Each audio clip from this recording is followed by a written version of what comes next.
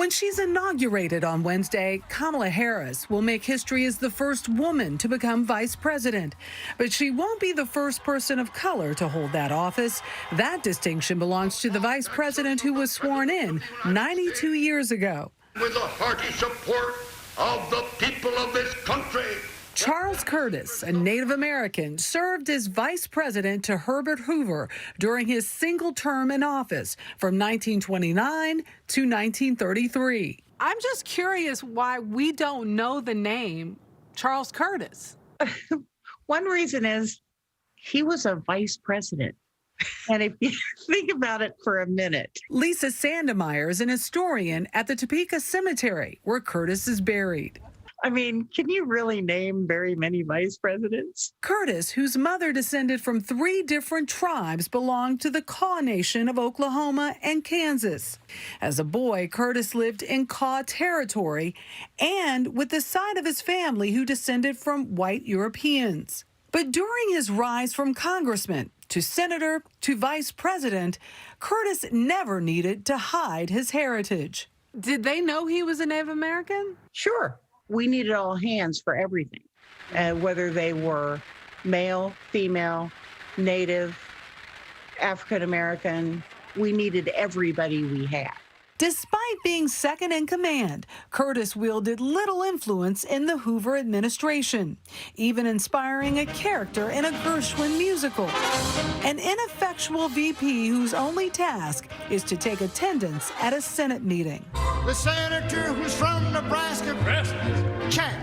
The senator who's from Alaska, present. Check. The senators from other states will have to bide their time.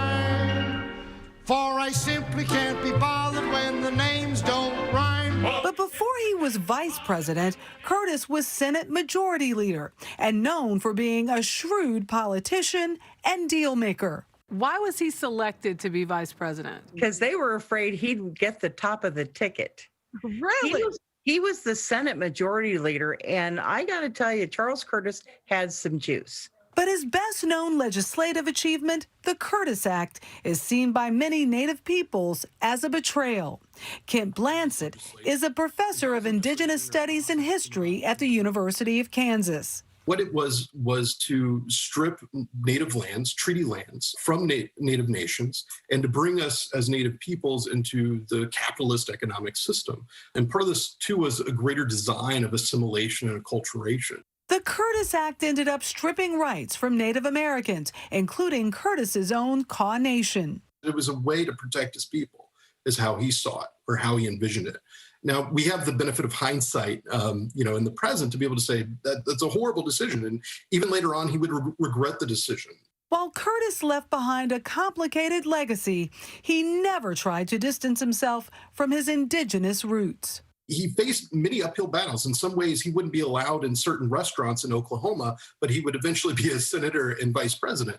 Listen to what else he accomplished. He proposed the very first version of the ERA after being one of the first supporters of the 19th Amendment. He was a sharpener or sort of shaper of the Gold Standard Act.